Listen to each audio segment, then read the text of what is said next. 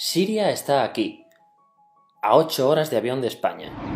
Es la mitad de grande y su población se concentra aquí. ¿Por qué? Porque toda esta zona es un enorme desierto, pero un desierto muy importante. Tiene 1/3 de las reservas de petróleo del mundo y también de gas natural, según algunos el nuevo petróleo. Para sacarlo de aquí y llevarlo a Europa, hay que rodear toda esta península y salir por el canal de Suez. Como te puedes imaginar, aquí te cobran. Pero hay otra manera más fácil, la línea recta. El que controle estas tuberías las puede abrir y cerrar, como un grifo. Si no pagas, no hay petróleo, ni gas. Esta región es la polla. La civilización en el planeta empieza en 3 sitios y este es uno de ellos. Mesopotamia, aquí. Sumer, que te sonará menos, pero es el puto inicio de todo. Aquí también. ¿Recuerdas la Torre de Babel de la Biblia? La hicieron estos tíos. Egipto, aquí. Siempre ha sido un punto de contacto entre Oriente y Occidente, dando a Asia salida al Mediterráneo. Quizá por eso aquí nacen las principales religiones monoteístas, el judaísmo, el cristianismo y el islam. El islam es el último que llega y de hecho acoge a las 2 anteriores. Adán, Noé, Moisés, Jesucristo son considerados profetas islámicos. Bueno, al grano. Como la zona es la hostia, todos han querido controlarla y siempre ha estado dentro de algún imperio. Persas, griegos, los romanos. El imperio romano termina partiéndose en 2, y finalmente solo sobrevive esto. Ahora es cuando la última religión monoteísta, el Islam, construye su propio imperio. ¿Te acuerdas de las cruzadas?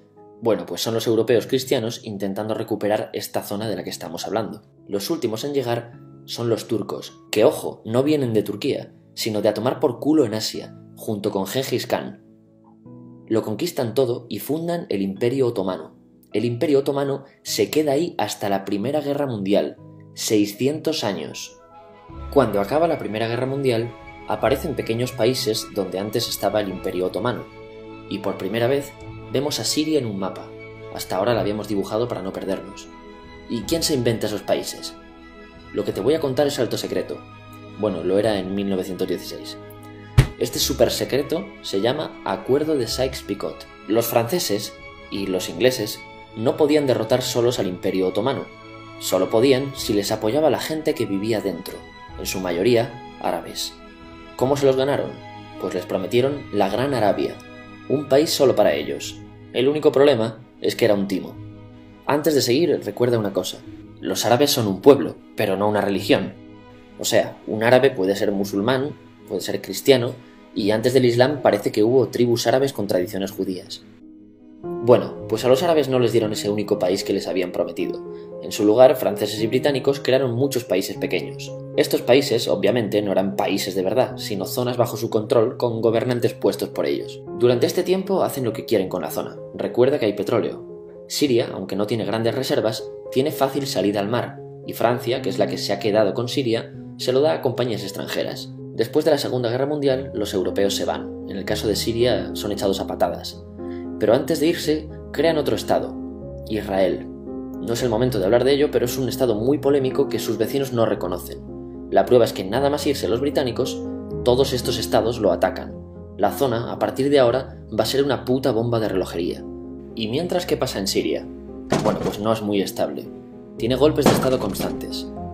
En esa época aparece en Siria una ideología que se hace con el control y se expande por el mundo árabe, el Ba'ath. Esta ideología mezcla el antiguo sueño de una sola nación árabe con ideas socialistas. Y algo muy importante, es laica, o sea que no es religiosa. Siria se llega a unir con Egipto, un país con el que no tiene frontera. Pero no es algo raro, muchos de estos países intentan hacerlo también. Como recordarás, a esta gente se le había prometido un solo país y las ganas las seguían teniendo. Pero la unión falla. En este tiempo Egipto les convence para nacionalizar el petróleo. En Siria, Al-Assad, el padre del Assad de ahora, se convierte en jefe del estado Ba'ath. En Irak, también Ba'ath, comienza a ganar fuerza Saddam Hussein.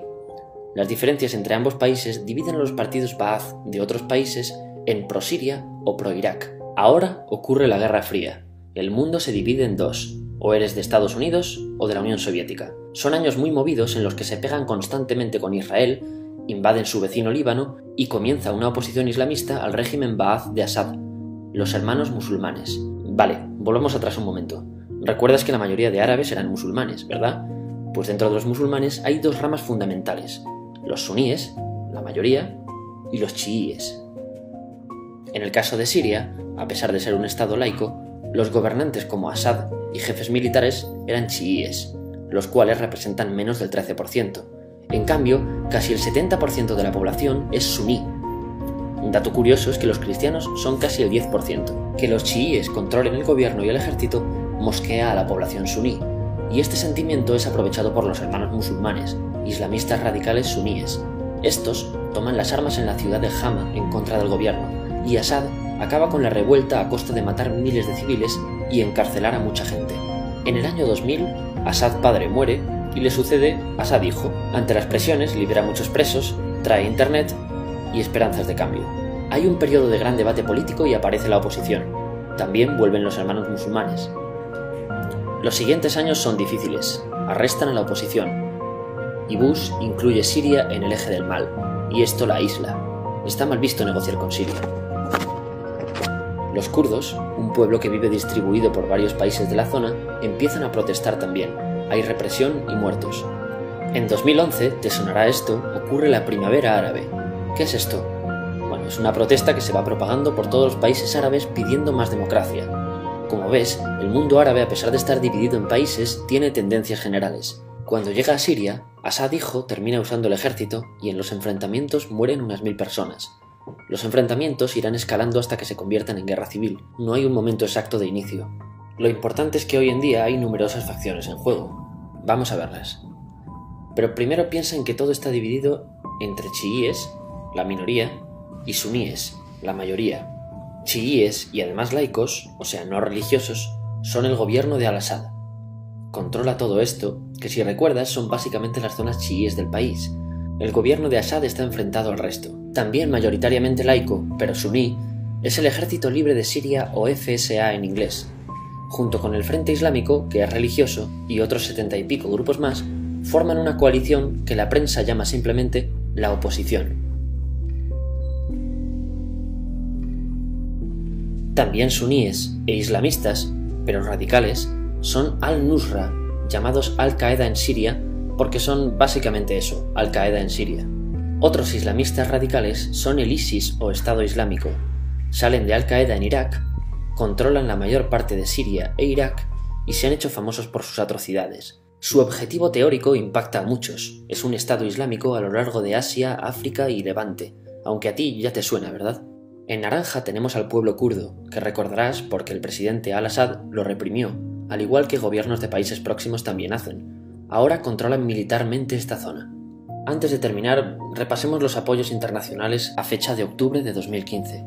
Las fuerzas de Al-Assad son apoyadas por Rusia, que ya tenía base militar en el país antes del conflicto, por Irán y por China. Todos son países de lo que Europa llama Oriente.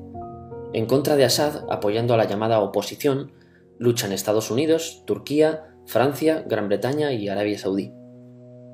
Podemos terminar con algunas conclusiones. Te advierto que esto ya es pura opinión. Si recapitulamos, vemos que la región es estratégica.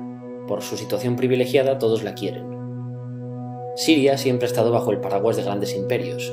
Piensa que hace 100 años la actual Francia era Francia, Gran Bretaña era Gran Bretaña, pero es que hace 200 también, y hace 300 también, y hace 400 también. En cambio, Siria solo es Siria desde hace menos de 100 años, y solo se gobierna a sí misma desde hace poco más de 50. Además, jamás decidieron sus fronteras, se las impusieron. Europa divide Oriente Medio a su antojo para controlarlo, diseñando países sin tener en cuenta su población.